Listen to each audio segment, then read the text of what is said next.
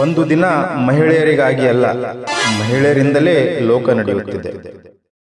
ಕೊಟ್ಟೂರಿನ ಹೆಮ್ಮೆ ಕೊಟ್ಟೂರೇಶ್ವರ ಕಾಲೇಜಿನಲ್ಲಿ ಅಂತಾರಾಷ್ಟ್ರೀಯ ಮಹಿಳಾ ದಿನಾಚರಣೆಯನ್ನು ಬಲು ವಿಜೃಂಭಣೆಯಿಂದ ಆಚರಣೆ ಮಾಡಲಾಗಿದೆ.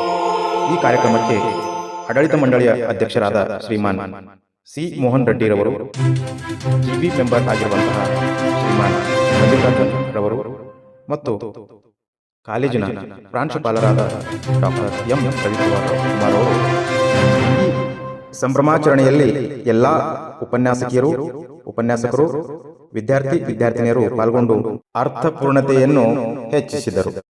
ನಮ್ಮ ಸಮಾಜ ಮತ್ತು ಶಿಕ್ಷಣದಲ್ಲಿ ಮಹಿಳೆಯರ ಪಾತ್ರ ಎಷ್ಟು ಮಹತ್ತರವಾದದ್ದು ಎನ್ನುವುದರ ಬಗ್ಗೆ ಈ ಒಂದು ಸಮಾರಂಭದಲ್ಲಿ ಸ್ಮರಿಸಲಾಯಿತು.